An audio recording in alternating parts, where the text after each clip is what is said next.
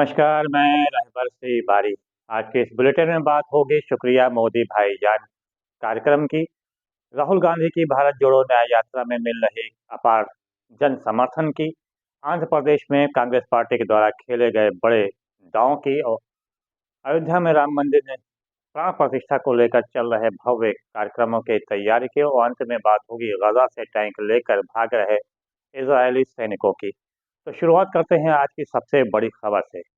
लोकसभा चुनाव जैसे जैसे नजदीक आता जा रहा है, सभी दल अपनी अपनी जीत सुनिश्चित करने के लिए अलग अलग प्रकार के पैंतरे अपना रहे हैं। शतरंज की बिसात पर गोटे भी बिछना शुरू हो गई हैं।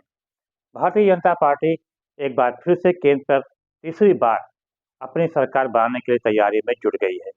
इसे देखते हुए देखा जाए तो अयोध्या में राम मंदिर प्राण प्रतिष्ठा कार्यक्रम को लेकर एक तरफ जहां भारतीय जनता पार्टी और आरएसएस के साथ साथ तमाम हिंदू संगठन समूचे देश को राममय कर देना चाह रहे हैं, तो इसी के साथ साथ एक अन्य कार्यक्रम भी इस वक्त शुरू हो चुका है।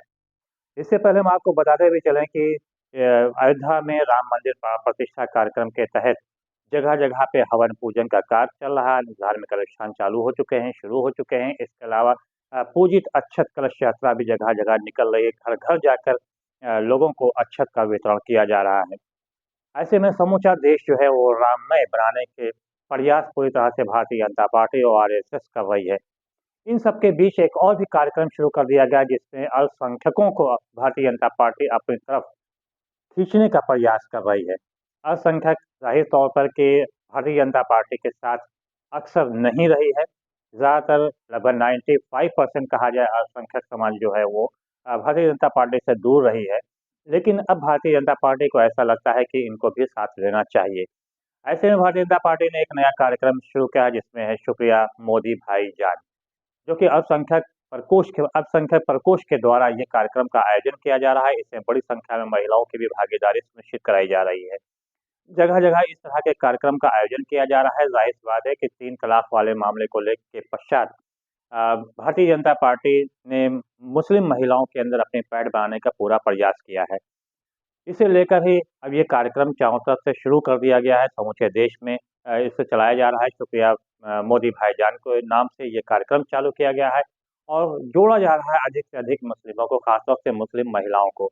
और कोशिश ये की जा रही है कि अधिक से अधिक मुस्लिम महिलाएं इस कार्यक्रम में भागीदारी भी करें। फिलहाल जिस तरह से शुरुआती कार्यक्रम हुआ, लेकिन जो उम्मीद है उसके अनुरूप ही महिलाएं भागीदारी कर भी रही हैं। लेकिन अब देखना ये होगा कि मुस्लिम महिलाओं की इस कार्यक्रम में होने वाली भागीदारी को वोट में बदला जा सकता है या नहीं, ये तो आने वाला समय ही बताएगा। तो वहीं दूसरी तरफ राहुल गांधी की भारत जोड़ो यात्रा का भी मोस्ट वेलकम किया जा रहा है चारों तरफ से। मणिपुर से निकली ये भारत जोड़ो न्याय यात्रा अब नागालैंड में पहुंच चुकी है और नागालैंड में जिस प्रकार से भव्य स्वागत किया गया है इस यात्रा का, उससे उससे भारतीय जनता पार्टी चिंतित होती है और भारतीय जनता पार्टी को चिंता व्याप्त भी हो गई है।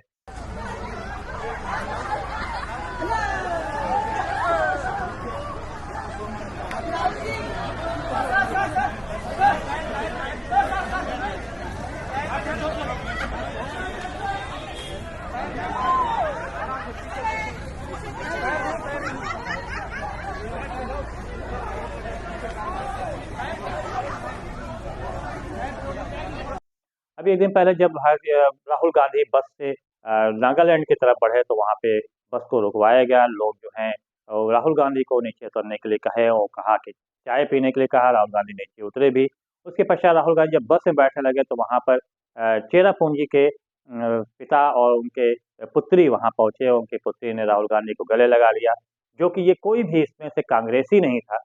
और ये सभी जो है राहुल गांधी से मिलने के लिए आए थे। भारी कड़ाके की ठंड में जिस प्रकार से लोग सड़कों पर उतरकर, गलियों में उतरकर और अपने घरों की छतों पे, गैलरी में चढ़कर राहुल गांधी की यात्रा का स्वागत कर रहे हैं, उससे एक तरफ जहाँ पे कांग्रेस पार्टी के कार्यकर्ता और उनके नेता काफी गदगद है, तो वहीं इंडिया गठबंधन को भी काफी उम्मीदें अब बढ़ चढ़ी हैं। जिस जाहिर सी बात है कि इस यात्रा से राहुल गांधी की लोकप्रियता में एक बार फिर से वृद्धि होने लगी है और जैसे जैसे ये यात्रा आगे बढ़ती जा रही है वैसे वैसे उनकी लोकप्रियता बढ़ रही है और अपार जन समर्थन भी भारत जोड़ो न्याय यात्रा को मिल रहा है। अभी तो ये सिर्फ चौथा दिन है, अभी तो आगे तीसरा दिन है, आज है 14 तारीख को निकली थी, और अभी आगे इसको और बढ़ना है। इसके बाद फिर असम जाएगा, असम से पश्चिम बंगाल, पश्चिम बंगाल से और भी कई राज्यों से होती हुई ये मार्च में महाराष्ट्र पहुंचकर संपन्न होगी। फिलहाल भारत जोड़ो न्याय यात्रा सबसे ज़्यादा जो टिकने वाली है वो उत्तर प्रदेश में टिकने वाली है, क्योंकि उत्तर प्रदेश में कांग्रेस का कोई जनाधार नहीं है।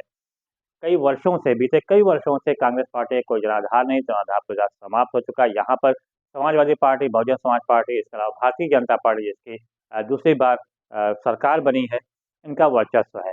अब कांग्रेस जो है अपनी पैठ बनाना चाह रही है, अपना जनाधार बढ़ाना चाह रही है, इसीलिए उत्तर प्रदेश में कांग्रेस पार्टी की जो भारत जोड़ो न्याय यात्रा है वो कई दिनों तक यहाँ पर टिकने भी वाली है। तो ऐसे में कांग्रेस के जो कार्यकर्ता हैं उनमें इसे लेकर काफ़ी उत्साह है और उल्लास भी है, और इस यात्रा को सफल बनाने के लिए सभी एकजुट हो चुके हैं, और कार्यकर्ता खासतौर से उनमें सक्रियता भी बढ़ गई है। ऐसे तो इससे अनुमान लगाया जा रहा है कि इस भारत जोड़ो न्याय यात्रा से कांग्रेस पार्टी को आने वाले दिनों में लाभ मिलेगा। और ये भी देखना सबसे बड़ी बात होगी कि कांग्रेस पार्टी की जो जो यात्रा जो निकल रही है, भारत जोड़ो न्याय यात्रा जो राहुल गांधी के नेतृत्व में निकल रही है, इस यात्रा में जो अपार जन समर्थन मिल रहा है, ये जन समर्थन क्या वोट में भी बदल सकेगा या नहीं? अगर वोट में बदलता है तो इसका सबसे ज़्यादा लाभ जो होगा वो कांग्रेस पार्टी को मिलेगा, और भारतीय जनता पार्टी को इससे काफ़ी नुकसान होगा। लेकिन भारतीय जनता पार्टी ने जो नारा दिया है इस बार की, इस तीसरी बार मोदी सरकार और इसकी बार 400 पार, तो जाहिर बात है 400 पार सीट को करने के लिए भारतीय जनता पार्टी तरह-तरह के फैसले भी अपना रही है। और सबसे बड़ा फैसला उसका तो अयोध्या में राम मंदिर प्राण प्रतिष्ठा को लेकर है। हालाँकि इसमें भी काफ़ी इस टाइम किरकिरी भी हो रही है भारतीय जनता पार्टी और आरएसएस की, क्योंकि जिस प्रकार से शंकराचार्य ने विरोध कर दिया है, और उनका कहना है कि जो प्राण प्रतिष्ठा का कार्यक्रम हो रहा है ये पूरी तरह से न्याय धर्म संगत नहीं है, और ऐसे में जब मंदिर अपूर्ण है, अपूर्ण में किसी प्राण प्रतिष्ठा नहीं की जाती है।